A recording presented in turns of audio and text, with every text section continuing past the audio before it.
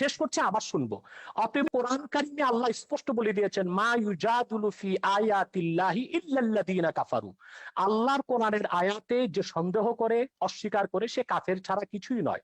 এখন কোরআন কারিমের 6666 খানা আয়াতের কোন একটি আয়াতকে কেউ যদি অস্বীকার করে, আল্লাহর সিদ্ধান্ত অনুযায়ী আমি তাকে কাফের বলবো। তাকে যে কাফের বলবে না, সেও কাফের হয়ে যাবে। তবে তার শাস্তি কি হবে সেটাও কোরআন নির্ধারণ করে দিয়েছে, হাদিস নির্ধারণ করে দিয়েছে। দ্বিতীয় যে কথা তিনি বলেছেন আইএস এর কথা, জিহাদের কথা, সবচেয়ে আফসোসের বিষয়, জিহাদ সম্পর্কে ইসলাম কি বলে আমাদের ধারণাটা মোটেও নেই। আইএস কে আমরা প্রকৃত মুসলিম তো মনেও করি না। সেটা কি মুসলমান দায়ী? আইএস এর প্রতিটি অস্ত্রের গায়ে লেখা ছিল, অস্ত্রের গায়ে, it is the property of United state of America. Is এর অস্ত্রগুলো আমেরিকার দেওয়া। ইসলাম মুসলমানের চিরশত্রু আমেরিকা জিহাদ করার জন্য আইএস কে অস্ত্র দিবে কেন? তাতে তো বোঝা যায় বাল মে কুছ কালা হয়, কালা হয়। সন্ত্রাস ছড়িয়ে তার দায়ভার ইসলামের উপর দেওয়ার একটি নিউ কনজারভেটিভ, ইহুদি খ্রিস্টানদের রক্ষণশীল সমাজের একটি অপচেষ্টা ছাড়া আর কিছু নয়। কিন্তু সবচেয়ে বড় কথা হচ্ছে, যারা অস্ত্র হাতে মধ্যপ্রাচ্যে জিহাদ করছে তাদেরকে আমরা সন্ত্রাসী বললাম, কিন্তু সেই সন্ত্রাস তৈরির পিছনে যারা ক্ষেত্র প্রস্তুত করলো তাদেরকে আমরা অপবাদ দিচ্ছি না কেন? আমেরিকা ইরাকে হামলা করেছে, অজুহাত ছিল সেখানে কেমিক্যাল উইপন আছে, রাসায়নিক অস্ত্র আছে। একটি স্বাধীন সার্বভৌম দেশকে তছনছ করে দিল, মাটির সাথে মিশিয়ে দিল। কিন্তু তদন্তে দেখা গেল এক ফোঁটা কেমিক্যাল উইপন সেখানে পাওয়া যায়নি। এখন সেখানে ইরাকের মুসলমানরা যদি তাদের স্বাধীনতা সার্বভৌমত্বের জন্য, তাদের অধিকারকে রক্ষার জন্য অস্ত্র হাতে তুলে নেয়, সেই জিহাদ সন্ত্রাস হয়ে যাবে? এতটা অযৌক্তিক অবিচার কোনো মানুষ তো মেনে নিতে পারে না। ফিলিস্তিনে মুসলমান বসবাস করতে আজকে পারছে না, ইসরায়েলি সন্ত্রাসীদের কারণে বাইতুল মুকাদ্দাসে মুসলমান নামাজ পড়তে পারছে না। সেখানে মুসলমান যদি তার অধিকারকে সংরক্ষণ করার জন্য, অধিকারকে আদায় করার জন্য অস্ত্র হাতে তুলে নেয়, সেটা সন্ত্রাস হয়ে যাবে। সারা বিশ্বব্যাপী জাতিসংঘের তত্ত্বাবধানে সন্ত্রাসকে ছড়ানো হচ্ছে। বাংলাদেশের বিষয়ে বলা হচ্ছে কওমি মাদ্রাসার ছাত্ররা সন্ত্রাস করে, অথচ জেএমবি যখন বাংলাদেশে সিরিজ বোমা হামলা করেছে, কওমি মাদ্রাসাগুলো মাঠে ঘাটে আন্দোলন করেছে সন্ত্রাসের বিরুদ্ধে। হাটহাজারী থেকে আহমদ শফি সাহেব তখন মহাপরিচালক ছিলেন, তিনি স্পষ্ট করে ব্যাখ্যা দিয়েছিলেন, নিরপরাধ মানুষকে বোমা মেরে হত্যা করা ইসলাম সমর্থন করে না। সে দায়টা কওমি মাদ্রাসা কেন দিবে? এদেশের মাদ্রাসাগুলো কেন দিবে? বরং পিছনে কারা জড়িত ছিল তারাই দায়ী হবে বলে আমরা বিশ্বাস করি। রমনা বটমূলে যখন বোমা হামলা করা হয়েছিল, তখন আমরা দেখেছি দায় দেওয়া হয়েছিল মাদ্রাসা ছাত্রদের। কিন্তু রমনা বটমূলে বোমা হামলার 1 ঘন্টা পরই আমরা দেখেছি বামপন্থী কিছু সংগঠন ব্যানার নিয়ে আলেম ওলামার বিরুদ্ধে মিছিল বের করেছে। তারা কি করে জানতো যে 1 ঘন্টা আগে রমনা বটমূলে বোমা হামলা হবে? নিশ্চয় ঘটনাটির সাথে তারা জড়িত ছিল। সন্ত্রাসী কর্মকাণ্ড করে দায় তারা আলেম ওলামা পীর মাশায়েখের উপর দেওয়ার চেষ্টা করেছে। আলেম ওলামা পীর মাশায়েখদের ইমেজকে, সম্মানকে ক্ষুণ্ণ করার জন্য, এবং বাংলাদেশে যেন ইসলামের রাজনৈতিক উত্থান না ঘটে সেটা ঠেকাবার জন্য। অতএব না জেনে আমি যেটা হচ্ছে, আপনি আহমেদ শফির কথা বললেন, আপনি একটু মন্তব্য করুন। এই আহমেদ শফি 2013 সালের 15ই ফেব্রুয়ারি সমস্ত তথাকথিত ইসলামিক পত্রিকাগুলোতে, জামাতের এবং তাদের সহযোগীদের পত্রিকা, আধা পৃষ্ঠা একটা খোলা চিঠি লিখেছেন প্রধানমন্ত্রীকে। সেখানে আমার নাম, মুনতাসির মামুনের নাম, জাফর ইকবালের নাম, আমাদের সবার নাম উল্লেখ করে বলেছিলেন যে এইসব নাস্তিক, মুরতাদ, কাফের এরা। এবং তারপর যেটা ব্লগারদের বিরুদ্ধে তিনি তার ঘাতকদেরকে লেলিয়ে দিলেন, তারপর তো সিরিজ অফ ব্লগার হত্যা আমরা দেখলাম, এবং প্রত্যেকে তারা বলেছে, এবং যারা ওই যে ইয়েটা করেছে, এই হলি আর্টিজান ঘটিয়েছে, তারাও বলেছে তারা জাকির নায়কের ওয়াজ শুনে এবং আহমদ শফির ওয়াজ শুনে তারা এগুলো করেছে। ধর্ষণের ব্যাপারে তিনি যেটা বলেছে, ধর্ষণটা বেড়েছে কেন? আহমদ শফির সেই ওয়াজ কি আমরা ভুলে গেছি? এখনো ইউটিউবে আপনি পাবেন যে গার্মেন্টস এর মেয়েদেরকে তিনি ঘর থেকে বেরোতে মানা করছেন, ঘর থেকে বেরোলে পুরুষের লালা ঝরবে, এবং যে পুরুষের লালা ঝরবে না সে পুরুষ নয়, তাদেরকে প্রকারান্তরে যে গার্মেন্টস এর মেয়েদেরকে জেনাকারিনী বলছে যে এরা বাইরে যায় জেনা করবার জন্য। এবং আমার ও ছবি তো ওখানে আছে, একজন এসে বলেছেন যে ইসলামী আইন অনুযায়ী তিনি প্রমাণ ছাড়া এমন কথা বলতে পারেন না, সেই অনুযায়ী তার 80টা দৌড়াপেক হবে। আমি সেইখানে যাচ্ছি না, আমার কথা হচ্ছে দিস ইজ বাংলাদেশ, এটা বাংলাদেশ। এখানে এখনো ইসলামী হুকুমত কায়েম হয়নি, এখনো কোরআনের আইন কায়েম হয়নি। বাংলাদেশ চলবে বঙ্গবন্ধু যে সংবিধান দিয়ে গেছেন সেই সংবিধান অনুযায়ী। যেদিন আপনারা খিলাফত কায়েম করবেন সেদিন আপনাদের কোরআনের আইন কায়েম করুন, আমাকে 100 বার আপনারা হত্যা করুন, তাতে কিছুই যায় আসে না। কিন্তু কথা হচ্ছে যতক্ষণ পর্যন্ত এটা বাংলাদেশ আছে ততক্ষণ পর্যন্ত বাংলাদেশের সংবিধানের মূলনীতি আপনাকে বিশ্বাস করতে হবে, আমার বাঙালিত্বের চেতনাকে বিশ্বাস করতে হবে।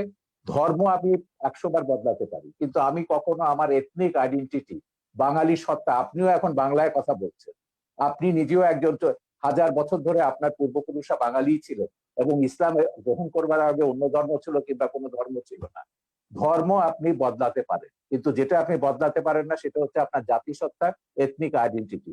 এথনিসিটি অনুযায়ী আমরা 5000 বছরের একটা প্রাচীন জাতি। এই প্রাচীন জাতির আমাদের একটা সভ্যতা আছে, ঐতিহ্য আছে, এবং সংবিধানে এগুলো রক্ষার কথা দায়িত্ব রাষ্ট্রকে দেওয়া হয়েছে। আমাদের ঐতিহ্য, এগুলো আমাদের রক্ষা করতে হবে। তারপরে আমরা যে যা ধর্ম পালন করব। কেউ যদি ধর্ম পালন না করে, তারও এই দেশে থাকবার সমান অধিকার মর্যাদা দিতে হবে, এবং আছে, সংবিধান অনুযায়ী সেটা আছে। আমার কথা হচ্ছে সহিষ্ণুতা প্রদর্শন করুন, সৌভ্রাতৃত্ব প্রদর্শন করুন, ইসলামকে কলঙ্কিত করবেন না। রাজনীতি টেনে এনে সন্ত্রাসকে বৈধতা দিয়ে ইসলামকে আপনারা দয়া করে কলঙ্কিত করবেন না। পশ্চিমারা একটা অজুহাত পেয়ে গেছে, ইসলাম ব্যাশিং একটা শব্দ পশ্চিমে, এবং তাদেরকে গিয়ে বোঝাতে হয় যে না, আমাদের দেশে ইসলাম হচ্ছে, এটা সুফিদের ইসলাম, এটা শান্তির ইসলাম, কিছু সংখ্যক বিপদগামী, এগুলো আইএস আল কায়দার প্ররোচনায় তারা এগুলো করছে। কিন্তু এই কথাগুলো যখন আমরা ভিন্ন ধর্মকে যখন আক্রমণ করছি ওয়াজের নাম, ভিন্ন মতাবলম্বীদের যখন আক্রমণ করছি ওয়াজের নাম, এবং অশ্লীল কদর্য ভাষায় কথা বলা হচ্ছে, এবং তখন আপনি কি ধারণাটা দিচ্ছেন ইসলাম সম্পর্কে সেটা বলুন। এবং সেইটার যদি বদলা যদি ভারতের হিন্দু মৌলবাদীরা নেয় কিংবা বারবার বুদ্ধিস্ট মৌলবাদীরা নেয়, সেটার আপনি কি জবাব দেবেন? এই জন্য আমি বলি যে বিশ্বের 57টা দেশে মুসলমানরা মেজরিটি, মাইনরিটির রেসপেক্ট করুন, সমান অধিকার মর্যাদা দিন। তাদেরকে ওইভাবে ফতোয়া দিয়ে তাদেরকে হত্যা বা আঘাত করবার ক্ষেত্র তৈরি করবেন না, তাদেরকে প্ররোচিত করবেন না কাউকে যে না, শাহরিয়ার কবিরকে হত্যা করলে তুমি বেহেশতে যাবে। এটাই তো তৈরি করা হচ্ছে উন্মাদনা। ব্লগার হত্যার পেছনে এটাই ছিল, যে ওকে খুন করতে পারলে, বাবাকে খুন করতে পারলে তুমি বেহেশতে যাবে। জি, এটাই আমি আপনার কাছে অনেকগুলি প্রশ্ন দর্শক সারি থেকে অনেকেই লিখেছেন। আমি সব প্রশ্ন করা সম্ভব নয়। প্রায় 9000 শেয়ার করেছেন, এখান থেকে প্রায় হাজার হাজার মন্তব্য এসছে। কেউ কেউ লিখেছেন, যেমন এম এ বাসিত আশরাফ, তিনি লিখেছেন পৃথিবীতে, শাহরিয়ার কবির সাহেবের কাছে প্রশ্ন করেছেন, পৃথিবীতে প্রথম মানবাধিকার এবং নারীদের সম অধিকারের প্রতিষ্ঠাতা কে? উনি কি জানেন পশ্চিমা বিশ্বের দার্শনিকেরা পৃথিবীর শ্রেষ্ঠ মানব দরদী মানুষ হিসেবে কাকে স্বীকৃতি দেয়? ডেফিনেটলি তিনি কাকে মিন করেছেন আপনি জানেন। সেক্ষেত্রে আপনার বক্তব্য জানতে চেয়েছে এই একজন লেখক। এরপরে রয়েছেন কাফায়েতুল্লাহ সাহেব, আপনার মুক্তিযুদ্ধের অবদান সম্পর্কে জানতে চেয়েছে। এরপরে লিখেছেন, বাংলাদেশের স্বাধীনতা আন্দোলনে যারা যুদ্ধ করেছে তারা কি সবাই স্বাধীনতা বুঝতো?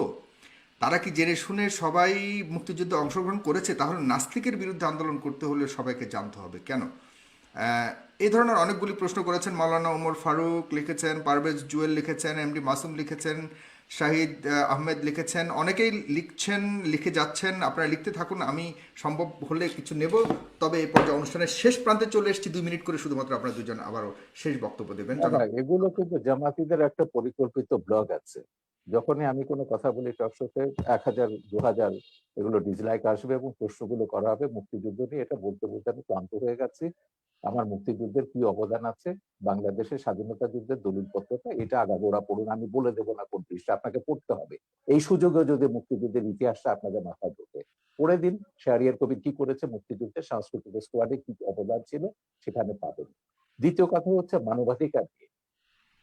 এখন মানুষের অধিকার মর্যাদা প্রত্যেককে বিশ্বাস করতে হবে। এই পৃথিবীতে আমি শুরুতেই বলেছি যে আমরা 700 কোটি মানুষের মধ্যে 150 কোটি মুসলমান আছে, 150 কোটি হিন্দু আছে, 250 কোটি 250 কোটি খ্রিস্টান আছে, অন্য ধর্মাবলম্বী আছে, নাস্তিকও আছে। আমাদেরকে এই পৃথিবীটাকে বাসযোগ্য করতে হবে, এখানে বাঁচতে হবে সমান অধিকার মর্যাদাকে রেসপেক্ট করে। আমি শুধু এইটাই বলছি, আল্লাহ মানুষ সৃষ্টি করেছেন, আল্লাহ শুধু মুসলমান সৃষ্টি করেন। এইটুকু অন্তত শ্রদ্ধাবোধটা স্রষ্টার উপর রাখুন। আপনার কোনো ডিরেক্ট কোনো প্রশ্ন রয়েছে কিনা একদম সম্পূর্ণভাবে, যেটা আপনি জানেন যে ডক্টর?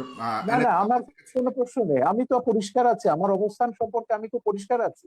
যারা বিভ্রান্ত তাদেরকে বলবো যে মানুষকে মানুষ হিসেবে মর্যাদা দিতে শিখুন। আল্লাহ বিচার করবেন কিয়ামতের পরে, কে দোজখে যাবে, কে বেহেশতে যাবে, কে কত পাপ করেছে, গুনাহ করেছে দুনিয়াতে। সেটাকে দুনিয়াতে আপনাকে এই যে জাগতিক শাস্তি, যেটা হচ্ছে ব্লাসফেমির যে কনসেপ্ট, এটা ইসলামের কনসেপ্ট না। কোরআনে কোথাও ব্লাসফেমির জাগতিক শাস্তির বিধান নেই। আল্লাহ নিজে শাস্তি দেবেন তাদেরকে, ব্লাসফেমাসকে। এখন সেইটাকে আপনি ইহুদি খ্রিস্টান আইনের দিক থেকে এখানে ইমপ্লিমেন্ট করছেন, আল্লাহর অধিকার আপনি নিজের হাতে তুলে দিচ্ছেন। আমার কথা হচ্ছে, বাংলাদেশে তো অন্য ধর্মের মানুষ আছে, 57টা দেশে মুসলমানরা মেজরিটি। এখন আমি যদি এখানে মেজরিটি রুল চাপাই, অন্যান্য দেশগুলোতে যখন তারা তাদের মেজরিটি রুল চাপাবে, সেই সব দেশের মুসলমানদের নির্যাতনের দায়িত্ব, ভারত বলুন, শ্রীলঙ্কা বলুন, কিংবা মায়ানমারের মুসলমানদের নির্যাতনের দায়িত্ব কিন্তু আমাদের মোল্লাদেরকে নিতে হবে। তারা যখন হিন্দুদের উপর, বৌদ্ধদের উপর নির্যাতন করবেন, রামুর মতো ঘটনা ঘটাবেন, নাসিরনগরের মতো ঘটনা ঘটাবেন, বা 2001 সালে নির্বাচনের সময়কার মতো ঘটনা ঘটাবেন। তো সেইটাই আমরা বলছি, আমাদের এখানে সব ধর্মের মানুষ সমান অধিকার মর্যাদা নিয়ে বাস করবে। সব ধর্মের মানুষ মুক্তিযুদ্ধে অংশ নিয়েছে। মুক্তিযুদ্ধে আমাদের কি স্লোগান ছিল, মুজিবনগর সরকারের পোস্টার দেখুন, বক্তৃতা দেখুন, নীতি নির্ধারকরা কি বলেছেন, পরিষ্কার হয়ে গেছে। যুদ্ধের ভেতর দিয়ে আমাদেরকে ভাস্কর্য নিয়ে আপনার কাছ থেকে জাস্ট 1 সেকেন্ড, 5 সেকেন্ড ভাস্কর্য নিয়ে আপনার বক্তব্য শুনতে চাই, যেটা অতি সম্প্রতি অনেক আলোচিত হয়েছে। ভাস্কর্য দেখুন, যখন আমি মিশরে ছিল, মুসলিম ব্রাদারহুড যখন এটা নিয়ে একটা বিতর্ক, সালাফিরা বিতর্ক তুলেছিল, স্ফিংস থাকতে পারবে না। স্ফিংস এটা পৌত্তলিকতা এবং ভাস্কর্য এটা। সেখানে একটা সুভেনির বিক্রি করতে, একজন সুভেনির বিক্রি এবং বেশ লম্বা দাড়িওয়ালা, চোপা পরা, এই সাথে হুজুর টাইপের। আমি সুভেনি কিনতে বললাম, আমি তুমি ওহাবিরা সালাফিরা ওহাবি না, সালাফিরা সেখানে বলছে যে কি এটা তো হারাম ইসে। বলে দেখো, এটা হচ্ছে আমাদের সংস্কৃতি। ধর্ম আর সংস্কৃতি এক জিনিস না। সংস্কৃতিটা হচ্ছে খ্রিস্টান মুসলমান নির্বিশেষে, এটা সবগুলো আমাদের সংস্কৃতির অন্তর্গত। সালাফিরা দাবি করেছিল, মুসলিম ব্রাদারহুড তখন ক্ষমতায় ছিল, তারা সেটা ভাঙেনি। তিনি যে বলছেন যেসব দেশ খেলাফতের দিকে যাচ্ছেন, বিশেষ করে তুরস্কের কথা তিনি উল্লেখ করলেন। হ্যাঁ, তুরস্ক খেলাফতের কথা বলছে, একটা ভাস্কর্য ভেঙেছে, উল্টো তারা নাকি এখন বঙ্গবন্ধুর ভাস্কর্য বসাবে আঙ্কারাতে। এই হচ্ছে ইসলাম, যেটা এরদোয়ান তুরস্কে করছে। তুরস্কে আমি হযরত জালালউদ্দিন রুমির বিশাল ভাস্কর্য দেখেছি, অন্যান্য ইসলামিক সুফিদের ভাস্কর্য দেখেছি, ইরানে আমি সুফিদের ভাস্কর্য দেখেছি। তো ভাস্কর্যের সঙ্গে ইসলামের বিরোধ আছে, যেটা বলেন এটা সম্পূর্ণ রাজনৈতিক পক্ষপাতী। ভাস্কর্য সভ্যতার অংশ, ইতিহাসের অংশ, ইতিহাসের মহানায়ক সেটা ইসলামিক স্কলার আছেন, অন্যান্য আছেন, স্কলাররা আছেন। মিশরে যান, ইসলামিক স্কলার কেন, বুদ্ধিজীবীদের দেখবেন, সঙ্গীতকারদের দেখবেন।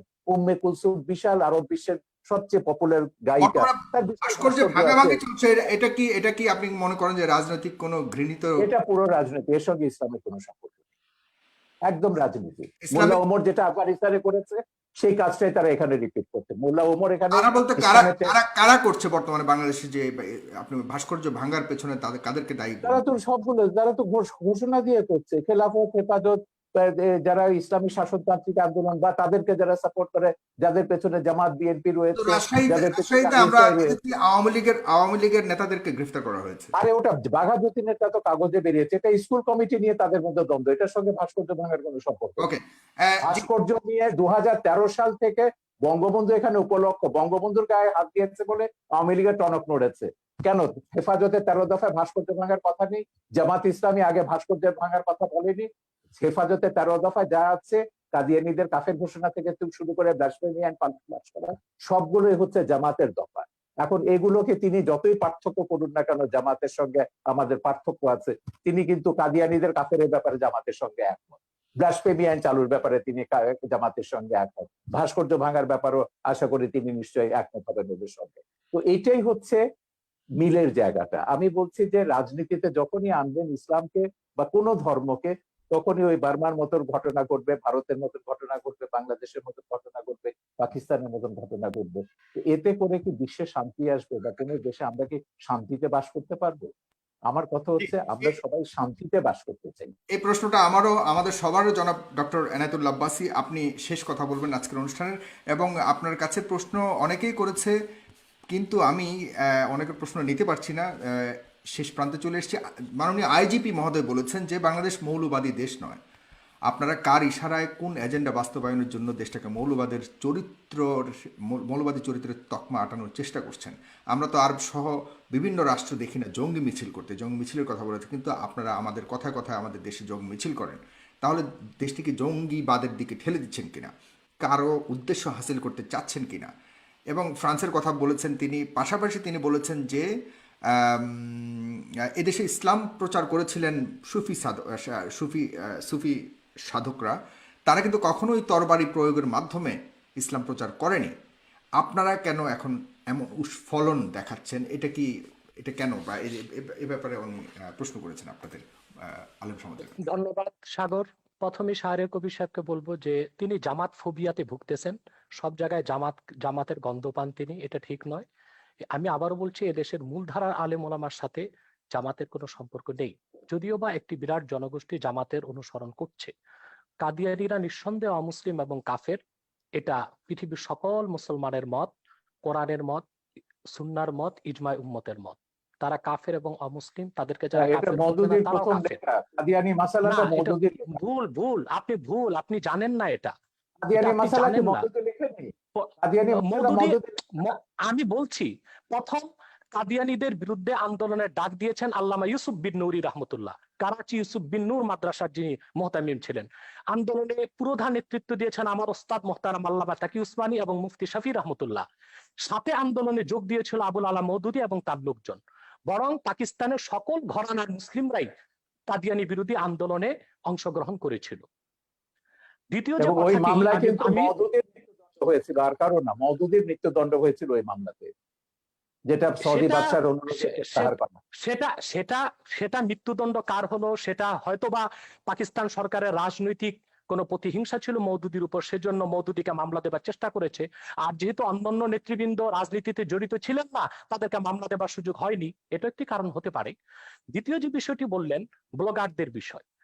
ব্লগারদেরকে কারা হত্যা করেছে তাদেরকে আপনারা দায়ী করলেন, কিন্তু ব্লগারদেরকে বাক স্বাধীনতার দোহাই দিয়ে, মুক্ত চিন্তা লালন করার দোহাই দিয়ে ইসলাম এবং ইসলামের মূলনীতির বিরুদ্ধে অকথ্য ভাষায় গালিগালাজ বিষোদগার তারা যে করলো, তখন রাষ্ট্রীয়ভাবে তাদেরকে কেন বাধা দেওয়া হয়নি?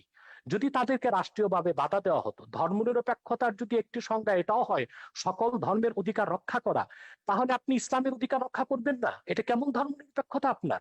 আপনার তো উচিত ছিল 57 ধারায় সব ব্লগারদেরকে আপনার গ্রেফতার আপনার করা হয়েছে। আপনার ব্লগারদেরকে হত্যার আগে কাউকে গ্রেফতার করা হয় নাই। যখন সরকার দেখেছে একটি ব্লগার বাংলাদেশে আর বেঁচে থাকবে না, তখন ব্লগারদের নিরাপত্তার জন্য তাদেরকে গ্রেফতার করা হয়েছে। কিন্তু যদি ব্লাসফেমি আইন বাংলাদেশে থাকতোই, তাহলে তো ব্লগারদের এই সুযোগ হতো না, তাহলে কারো তো হাতে অস্ত্র নেবার প্রয়োজন হতো না।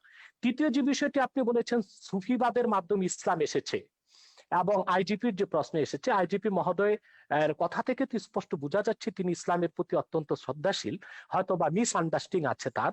সেটা হচ্ছে, তরবারির জোরে ইসলাম আসে নাই, কিন্তু ইসলাম প্রতিষ্ঠায় তরবারি ব্যবহার হয়েছে। তরবারির জোরে ইসলাম প্রতিষ্ঠিত হওয়া এক জিনিস, আর ইসলাম প্রতিষ্ঠায় তরবারি ব্যবহার আরেক জিনিস। ইসলাম যে জিহাদ দিয়েছে তা অনেকটাই ডিফেন্সিভ, অফেন্সিভ নয়। যখন ইসলাম প্রতিষ্ঠার ক্ষেত্রে অমুসলিম শক্তি অন্যায়ভাবে হামলা করেছে, আক্রমণ করেছে, তখনই তরবারির ব্যবহার করতে হয়েছে। এমনকি এই ক্ষেত্রে আমি উদাহরণ দিব মঈনুদ্দিন চিশতি রহমতুল্লাহ। তিনি যখন আজমিরে আসলেন, ইসলামের শাশ্বত বিধান, ইসলামের উদারতার মাধ্যমে ইসলামের দাওয়াত দিলেন, বারবার তাকে আঘাত করেছে সে পৃথ্বীরাজ। তখন ইসলামকে সুসংহত করতে যে মোহাম্মদ ঘড়িকে তিনি আহ্বান করেছেন। তরবারির জোরে তিনি ইসলাম প্রতিষ্ঠিত করেননি, তবে ইসলাম প্রতিষ্ঠার ক্ষেত্রে তরবারির ব্যবহার হয়েছে, সেটা একটা ভিন্ন জিনিস। চতুর্থ যে বিষয়টি তিনি বলেছেন, সন্ত্রাস। সন্ত্রাস তো আমাদের দেশে অনেক রকম সন্ত্রাস হচ্ছে। যারা কলমের মাধ্যমে দুর্নীতি করে হাজার হাজার কোটি টাকা বিদেশ পাচার করছে, তারাও তো সন্ত্রাসী, কলম সন্ত্রাসী তারা।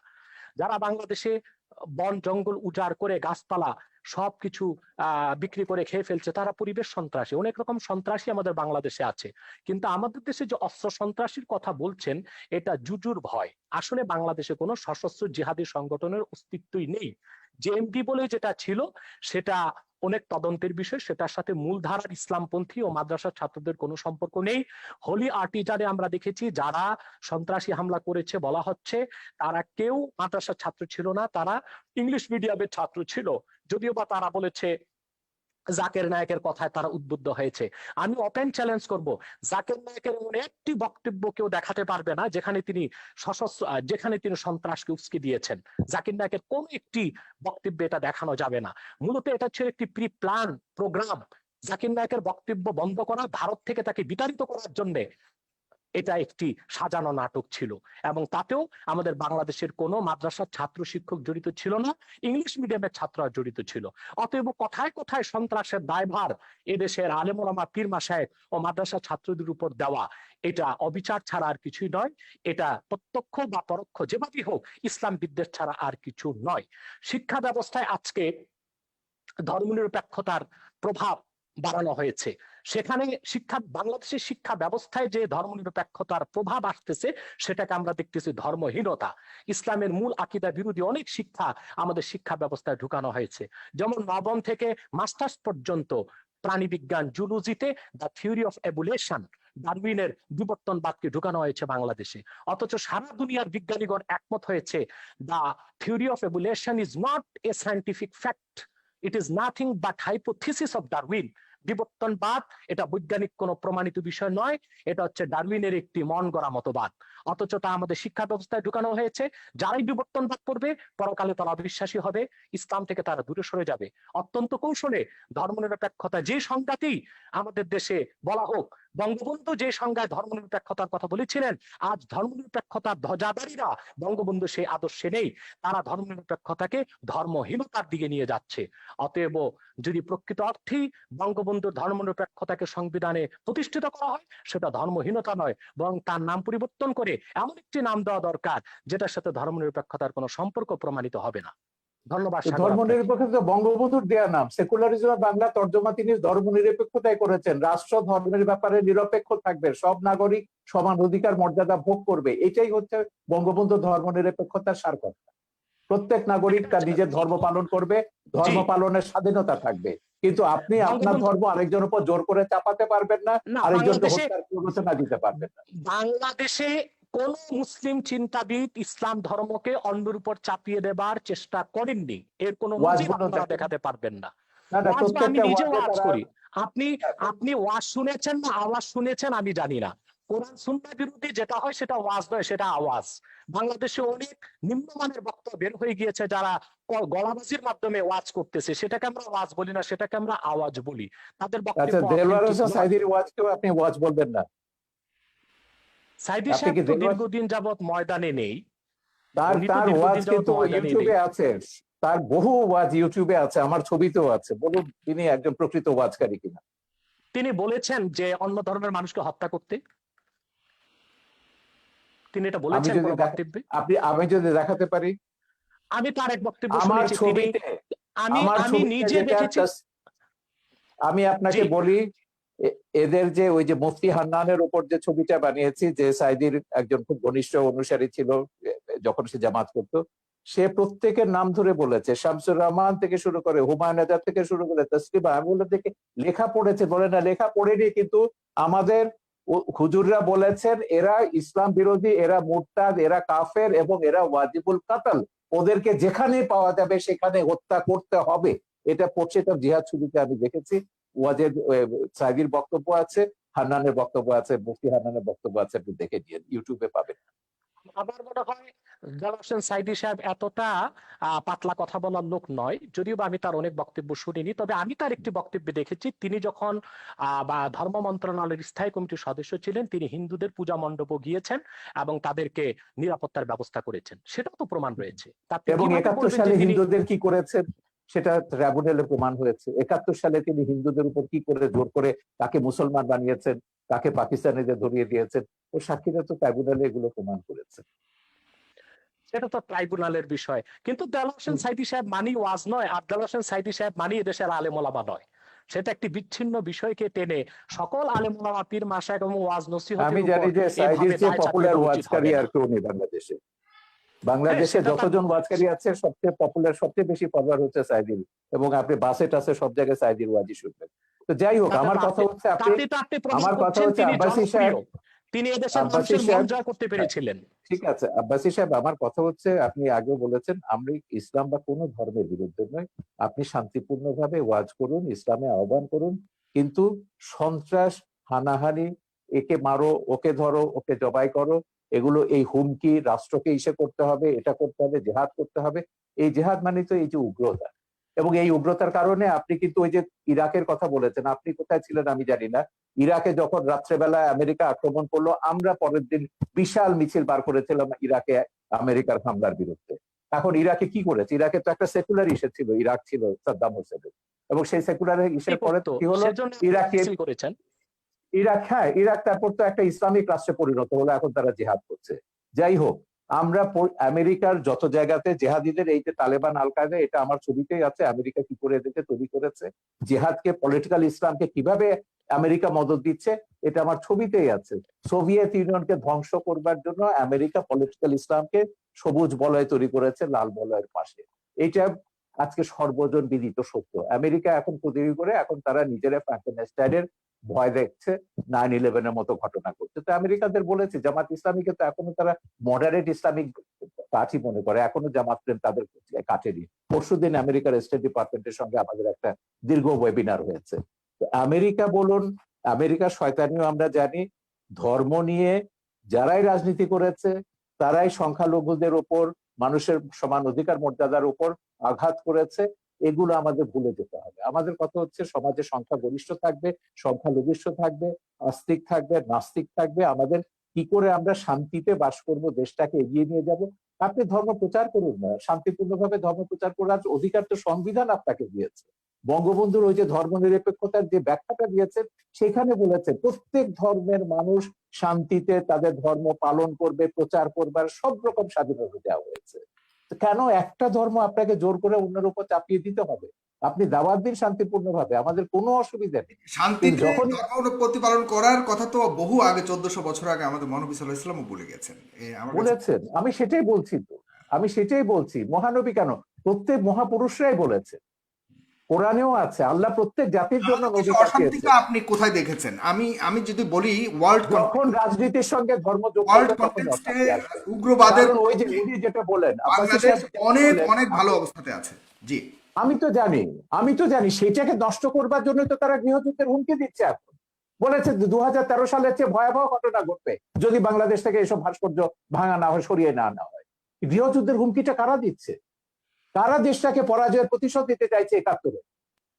তো আপনি 71-এর পরাজয়ের প্রতিশোধ এখন নেবেন বাংলাদেশকে বললে ওমরের আফগানিস্তান বানিয়ে, আর আমরা চুপচাপ বসে বসে দেখবো? সেজন্য আমরা সরকারকে বলেছি, না, সময় এসেছে, কঠোর ব্যবস্থা নিতে হবে। এই দেশে ধর্মের নামে কোনো সন্ত্রাস অনুমোদন করা যাবে না, সেটা যে কোনো ধর্মের নামে। জি, জনাব আব্বাস সাহেব। জনাব সাগর সাহেব, উনি যে কথা বলেছেন যে আসলে ওনারা যে ধর্মনিরপেক্ষ এবং অসাম্প্রদায়িক রাষ্ট্র চান, পৃথিবীর পৃথিবীর কোন রাষ্ট্রে সেই কল্পিত ধর্মনিরপেক্ষ রাষ্ট্র বাস্তবে নেই, অসাম্প্রদায়িক রাষ্ট্র নেই। সকল এবং অসাম্প্রদায়িকতা আপনাদের খিলাফত পৃথিবীর এবং কোথাও নেই, আছে। খেলাফত কোথাও আমি নেই। দেখাচ্ছি আমি দেখাচ্ছি আমি দেখাচ্ছি খোলাফায়ে আমি রাশিদিনে দেখাচ্ছি প্রমাণ হয়ে আমি গেছে যে দেখাচ্ছি 3 জন আমি খলিফাকে আপনারা দেখাচ্ছি হত্যা করেছে। শেষ করি। 3 জন আমি খলিফাকে আপনার কথা বলার সময় কথা মুসলমানরা বলি নাই, হত্যা করেছে। সেটাই বলছি,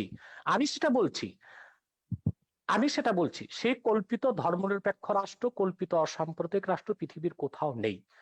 যদি ধর্মনিরপেক্ষতা অর্থ এটাই হয় সকল ধর্মের অধিকার রক্ষা, তো বাংলাদেশে ব্লগাররা যখন তখন ইসলাম বিরোধিতা করে, সেটা ইসলামের অধিকারকে ক্ষুণ্ণ করা হয়, তখন ধর্মনিরপেক্ষতা কোথায় থাকে?